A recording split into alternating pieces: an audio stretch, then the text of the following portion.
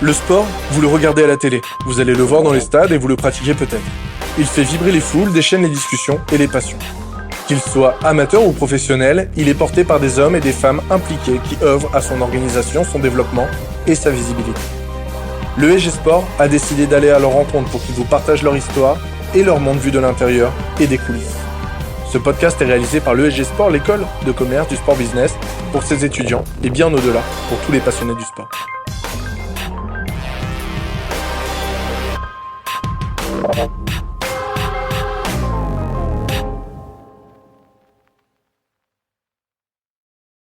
Salut tout le monde, bienvenue à tous, bienvenue dans cette nouvelle saison numéro 3 du podcast de l'ESG Sport. Aujourd'hui, on accueille un invité très très grand. Pour cette année, on a décidé de frapper très très fort, mesdames et messieurs, monsieur Shamsudinov. Déjà, merci d'être avec nous au campus de l'ESG Sport Paris. Si tu permets, on va commencer tranquillement par ton parcours un peu personnel. Donc, en gros, tu t'es adapté, on va dire, à la vie en France. Moi, je suis arrivé à l'âge de 4 ans, je crois. Je suis arrivé d'abord en Allemagne pendant 3 années. Je payé la maternelle là-bas. J'ai faire ma dernière année de maternelle en France. Donc, ouais, ça se passait bien. Juste, au début, je parlais qu'en français. J'ai appris bien le français. Et je suis passé, je compte sur le judo à l'âge de mes 6 ans. J'allais t'en parler de ton parcours un peu sportif. Du coup, tu m'as dit que tu as commencé par le judo. Comment tu t'es retrouvé à faire du judo? Avant, quand j'ai commencé par le judo, j'aimais beaucoup mon sport, mais ça manquait de... En fait, moi, j'ai commencé le judo parce que j'aimais le combat. Plus que j'aime le judo en réalité. C'est-à-dire que le fait qu'il y ait des règles, que je peux pas, par exemple, même le coup, etc., c'était un peu haut. C'est que moi, il me fallait quelque chose où je pouvais être libre, battre comme je veux. Et le MMA, ça a été la révélation. Avec la révélation, j'ai commencé à l'âge de 16 ans, de manière officielle dans la club. Avant ça, je pratiquais un peu dans d'autres clubs. Dès que j'ai eu ma ceinture noire, j'ai commencé au MMA. J'avais une question sur votre sur dans le bâti. J'ai entendu dire que c'était grâce à un héros, on va dire. Comment est-ce que c'était par rapport à des similitudes au manga? Ouais, c'est ça. Parce que il y a le Mighty the Grappler. C'est pas ce qu'il y a son acrylique, ça, c'était encore et du table de demi, je crois. Comme ça, et c'était, franchement, c'était stylé. J'ai beaucoup aimé. Et vraiment. Ça me représentait des dans l'air. Alors, au bâti, tu as commencé pour le judo. Dès ta ceinture noire, tu avec Renama, comme tu l'as dit. Qu'est-ce que ça t'a fait d'avoir une ceinture noire? Et tu nous as dit aussi que tu as été au MMA pour les coups. Comment tu as fait pour t'insérer dans le MMA et devenir bâti? Alors, comment j'ai fait? D'abord, il y avait une longue partie, il fallait réadapter les connaissances que j'avais eues au judo au MMA. Et ça, c'est pas forcément évident parce que le MMA, c'est pas avec un kimono. Le MMA, il y a des coups. Le MMA, on a le droit d'attaquer les gens. Ben, le judo, on n'attaque pas les gens. Donc, il y a quand même pas mal de choses à changer. Même le grappling, c'est-à-dire au judo, on fait tomber la personne sur le dos, ça se termine. En MMA, ça se termine pas. Donc, il y avait pas mal de choses à changer.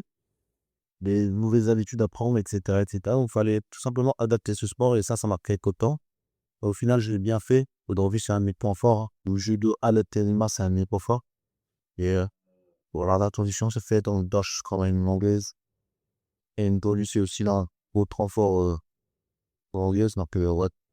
Alors, on a parlé parcours que combattant, mais derrière le combattant, on a un écosystème. Et je veux parler de cet écosystème du sport business. Comment on choisit notre équipe en tant qu'athlète de haut niveau et athlète qui vise le sommet mondial? Alors, comment on choisit son équipe? Alors, déjà, il faut prendre des personnes de confiance, ce qui est évident. Et surtout, il faut prendre des personnes qui sont impliquées. Si dans mon équipe où je prends des gens qui veulent tout leur couper à eux ou qui cherchent juste un travail, moi, ça ne m'intéresse pas. Moi, je veux des gens qui, dans mon équipe, je veux des personnes qui me suivent dans mon projet et qui veulent qu'on arrive tous se mettre ensemble comme un équipage, tu vois. Comme un équipage de pirates, ils veulent arriver à unir tous ensemble, bah là, c'est pareil. Voilà, j'ai besoin de personnes qui sont impliquées et surtout, j'ai besoin de personnes qui sont organisées. Moi, ça, c'est un des problèmes que j'ai beaucoup eu en fait dans ma carrière, c'est que ça me manquait un peu d'organisation. Je m'entraînais très dur, je faisais des diètes, etc. C'était toujours très dur, mais il manquait toujours d'organisation. Et là, au moment où le sport devient business, là où il y a commencé à y avoir des sommes qui rentrent, etc., c'est archi important d'être ultra organisé, de rien laisser passer, de prendre des notes, etc., etc. Donc, bref, franchement, c'est ces qualités-là qui sont les plus importantes pour moi. On a vu ta transition avec le coach Nicolas Hott. Ouais. Comment elle s'est faite cette transition? Est-ce que ça a été des bienfaits pour toi ou ça a été normal comme avant? Bah oui, ça a été bénéfique parce que moi et Nico, on s'entend bien et en plus, on a une vision assez similaire du MMA. On a une vision on a une approche très scientifique en fait de notre sport et c'est quelque chose que j'apprécie. Donc, ouais, franchement, je suis content de cette transition et c'est quelque chose qui devait se faire déjà depuis un moment parce que, parce qu'en fait, moi, Nico, je le connais depuis déjà un moment maintenant. Donc, voilà, c'est pas nouveau. Ça marche, merci. J'avais une question en tant qu'athlète, du coup, tu dois être notamment calé niveau nutrition. Toi, comment tu gères ta nutrition? Est-ce que tu as, un chef, t'as un coach qui gère ta nutrition ou tu la gères toi-même? Comment tu fais? Alors, pour ma nutrition, de manière globale, je la gère moi-même. Ce qui est bien, c'est que j'ai les connaissances vis-à-vis de ça. C'est-à-dire que je sais compter mes calories, je sais compter mes macros, etc., etc. Je sais comment m'alimenter pour me sentir bien en entraînement, pour perdre du poids, prendre du poids, etc., etc. Donc, ça, c'est globalement simple.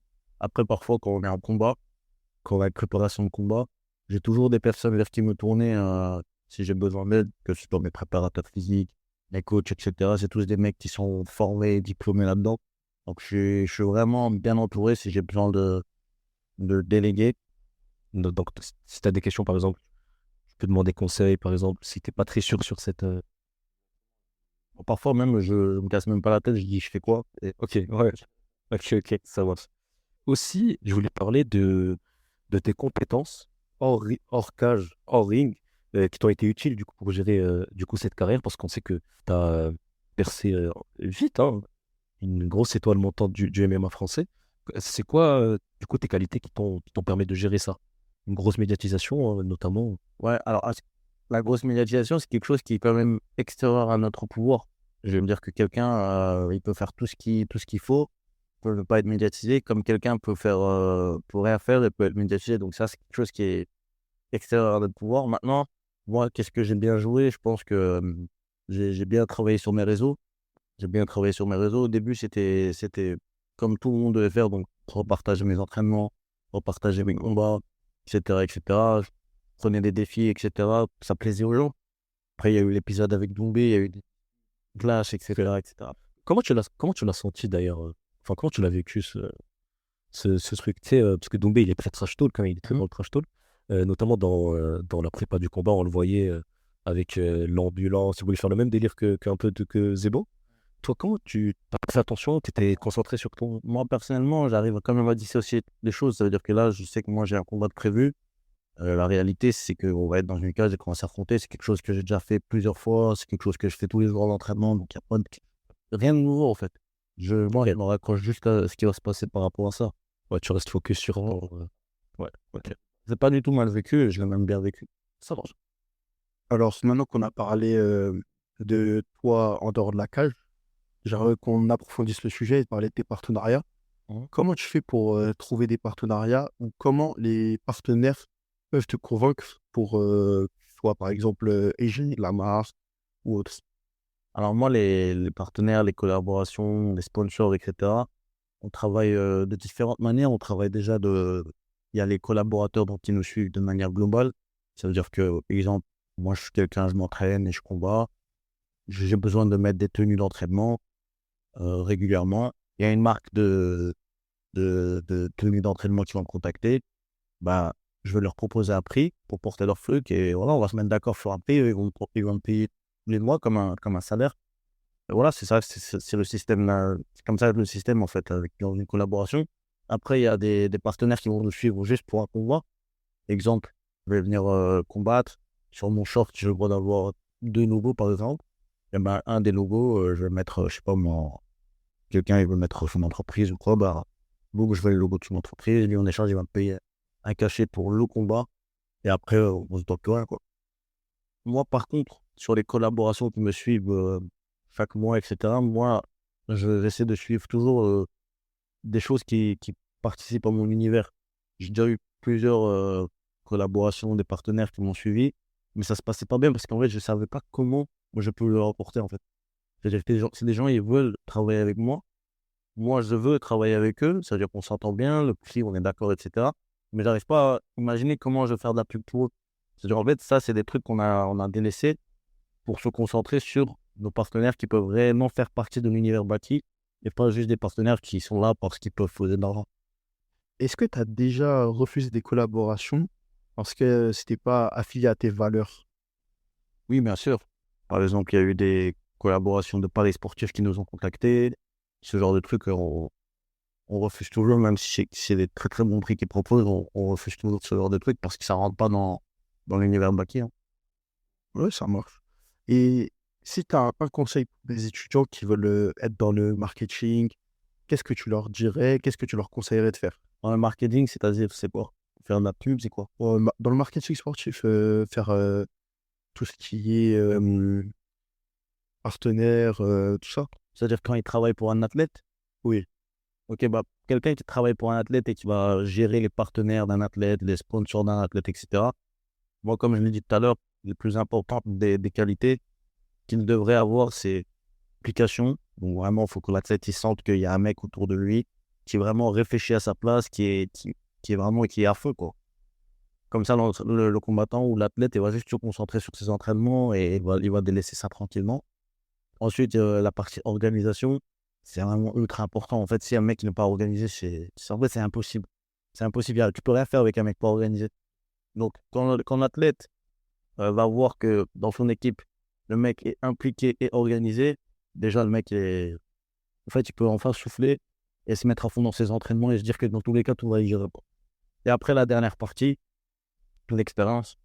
Après l'expérience, elle va se développer avec les... Je sais pas comment vous faites pour avoir de l'expérience, que ce soit avec des stages, ou en travaillant en alternance. Tout à l'heure, tu me parlais aussi. Ouais, c'est vrai, c'est très important. Ça, c'est archi important parce que l'expérience, c'est ce qui fait tout. C'est-à-dire quand tu sais pas quel prix demander au sponsor, quelle clause, etc. Le mec veut, là où il va essayer de t'avoir, etc. Tout ça, en fait, il faut le savoir, il faut le connaître. Et en fait, avec ces trois spots-là, donc l'implication, l'organisation et l'expérience, c'est là que tu deviens un membre indispensable d'une équipe d'un athlète, quoi. D'accord, merci. J'avais une question par rapport à... Bon, là, t'es encore jeune, hein.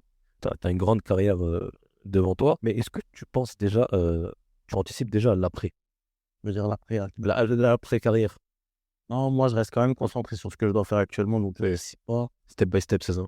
Ouais, c'est ça. Ok. Surtout que l'après-carrière, c'est pas vraiment... Enfin, j'ai pas envie de dire que c'est pas la partie importante, parce qu'ici, c'est quand même très important et ça va représenter la majeure partie de ma vie. Qu'une carrière, ça va pas durer 20 ans. Mais ça va être quand même un truc qui va dépendre de ma carrière, je pense. Si je réussis bien ma carrière ou si je réussis mal ma carrière, ça va énormément jouer sur l'après-carrière. Donc, je préfère rester concentré sur ma carrière et faire les choses bien pour avoir les meilleurs choix possibles après.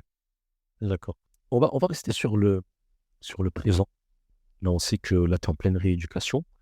Alors, j'ai entendu parler qu'il y a d'une revanche contre Jordan Zebo. Est-ce que, je pense que c'est, enfin, dans ta tête, c'est prévu en tant que tu es un guerrier, donc je pense que tu la veux, cette revanche, mais comment tu la prépares, cette, euh, cette potentielle revanche, en fait? Ben, comment je la prépare? Tout simplement en ne répétant pas mes erreurs de mes précédents combats, tout simplement. Ça veut dire que j'ai été dans une phase où, du coup, j'ai été invaincu. Personne ne m'avait battu, personne ne me prenait ne serait-ce qu'un seul round. J'étais prêt, en fait, à affronter n'importe qui. Ensuite, j'ai eu un moment où, voilà, comme dans beaucoup de carrières de sportifs, il y a eu des éléments extérieurs qui sont venus impacter mon entraînement. Donc voilà, en plein training camp, à 3 semaines, entre 3 semaines et un mois de l'événement, j'ai eu une grosse blessure en fait. C'est arrivé en fait dans un timing qui était compliqué parce que si c'était arrivé encore avant, donc on va dire à 2 mois de l'événement, j'aurais annulé. Si c'était arrivé à une semaine de l'événement, j'aurais annulé parce que c'est trop court. Je me serais dit, bah, je suis pas prêt. Ou alors avant, si c'était arrivé à 2 mois de l'événement, je me serais dit, bon, c'est dans 2 mois, vas-y, ne pas encore annuler. Mais là, ça arrive en 3 semaines et un mois, c'est le moment où la salle elle est déjà pleine. C'est le moment où j'ai encore le petit espoir de me dire dans ma tête, en 3 semaines, est-ce que je peux récupérer et être là le jour du combat, etc. Donc au final, on a décidé, on a fait le choix de le faire. Voilà, ça a donné ça et voilà, on accepte la situation comme elle est pour rebondir. C'est ça, c'est le mieux à faire, c'est du coup, de de prendre en compte les erreurs qu'on a faites, du coup. C'est ça. Alors, moi, personnellement, je trouve que c'est le fait de ne pas avoir. En fait, j'ai sous-estimé un peu les à côté qu'il allait avoir. Je me suis dit, vas-y, même comme ça, je le fais, même comme ça, je le fais. Après, ça arrive dans tous les combats. Oui, bien sûr. Il y a toujours des imprévus. Tu te dis, vas-y, même comme ça, je le fais. C'est toujours passé. Mais là, même comme ça, il était trop haut. Et en fait, c'est ça la principale erreur que je veux régler. Et je veux revenir, en fait, et faire un bon combat. Et je me sens au top de mes capacités. Et plus jamais dans ma carrière, je déciderai de prendre une décision comme ça et d'y aller comme si c'était une bagarre de l'ordre. C'est un sport. Le mec, il se prépare bien et il mérite d'avoir un mec pareil. Même par rapport à l'adversaire, du coup, tu es en train de dire, c'est ça. Respect, en vrai. Ouais, c'est vrai. C'est un manque de respect En fait, déjà, c'est un manque de respect d'être si allé comme ça.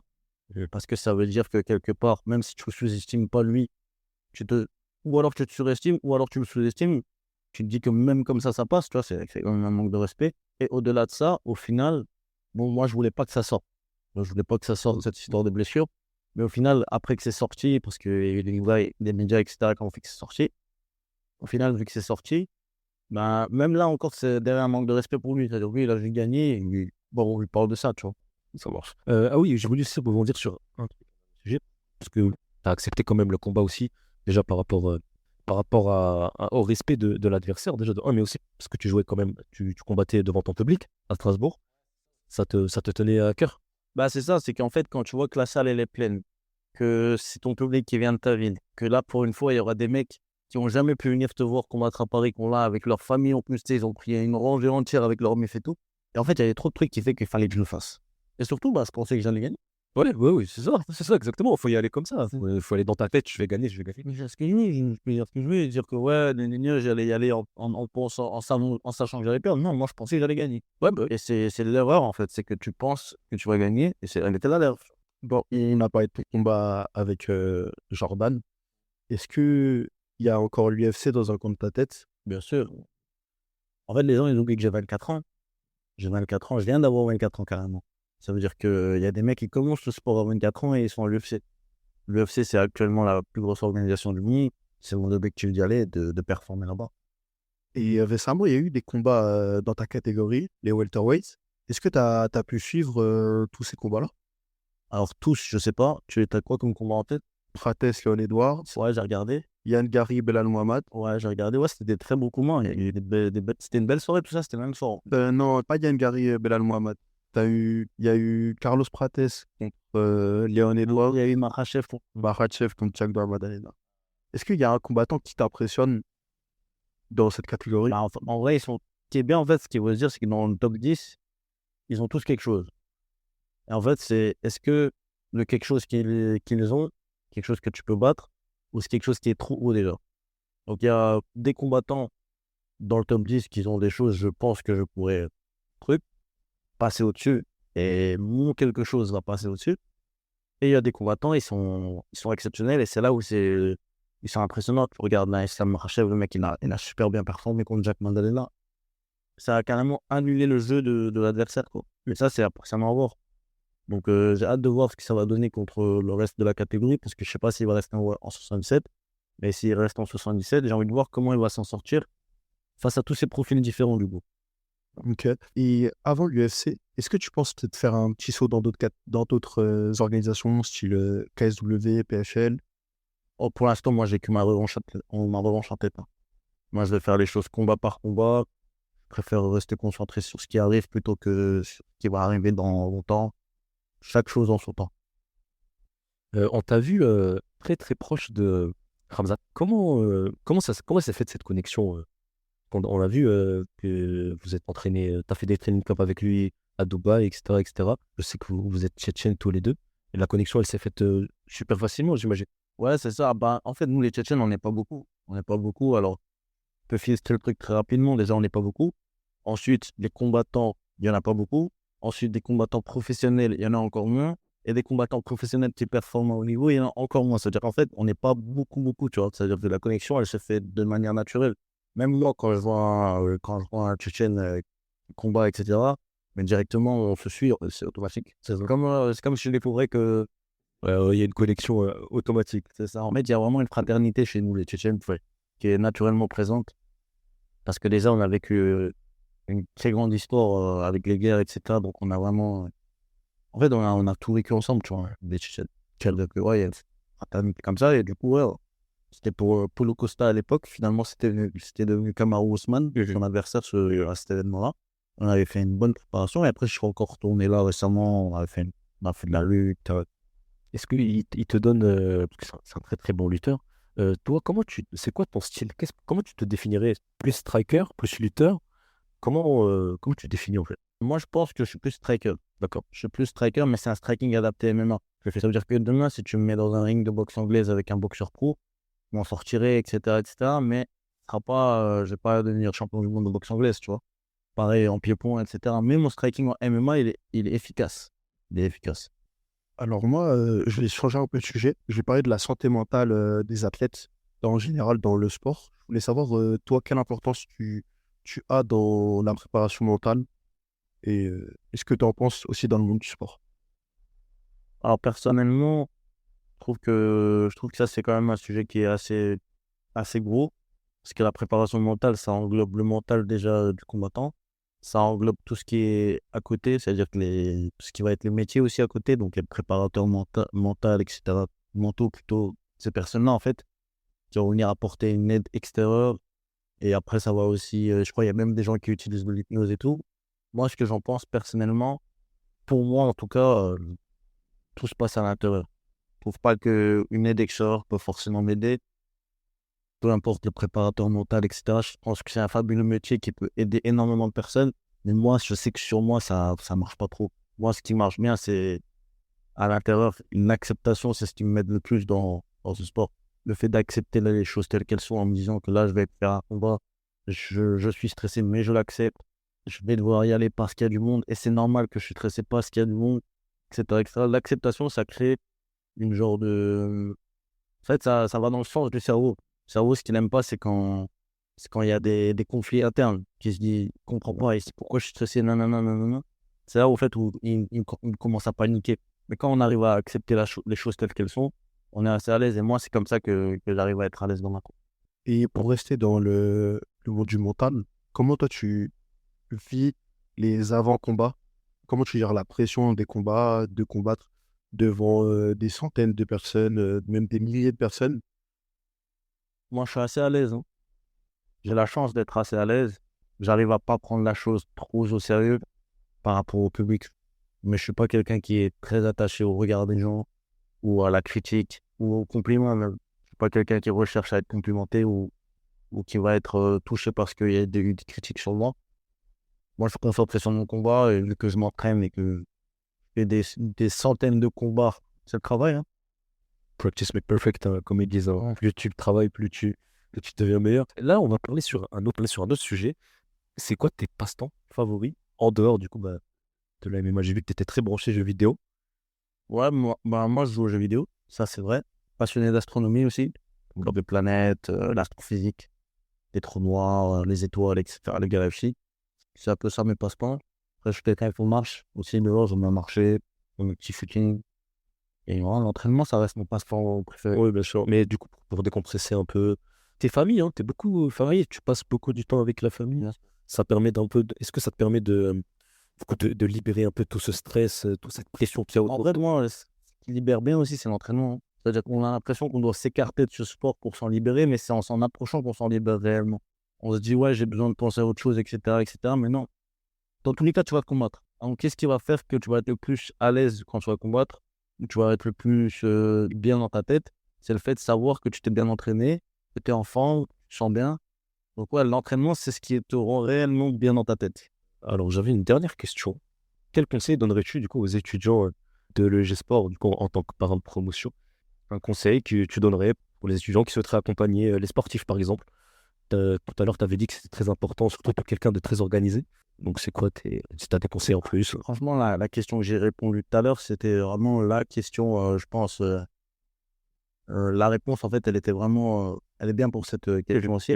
Maintenant, vous êtes en train d'étudier, donc c'est le moment, en fait, de développer, en fait, vos techniques personnelles d'organisation, d'implication, d'expérience, etc. Parce qu'en fait, je vous ai Je vous ai donné les qualités qui étaient nécessaires. Maintenant, ces qualités-là, comment on fait pour les développer? C'est facile de dire à quelqu'un d'être organisé, mais comment on fait en réalité pour être organisé, etc., etc. Tu tiens quoi à carnet? Tu tiens quoi sur ton téléphone, les notes? Ouais, tout ça, c'est là où c'est le moment de le développer. Donc, développez vos... Bah écoute, merci beaucoup d'avoir été avec nous aujourd'hui. C'était un plaisir de te recevoir. Et puis, qu'est-ce qu'on peut te souhaiter pour la suite? On peut nous souhaiter une bonne guérison et une bonne victoire. Avec grand plaisir. Bah, c'est tout ce qu'on souhaite. C'est tout le mal qu'on te souhaite, en tout cas. Merci à toi.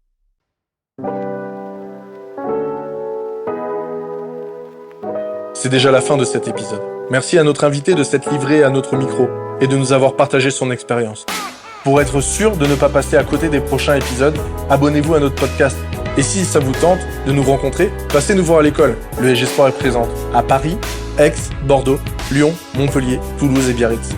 À très vite.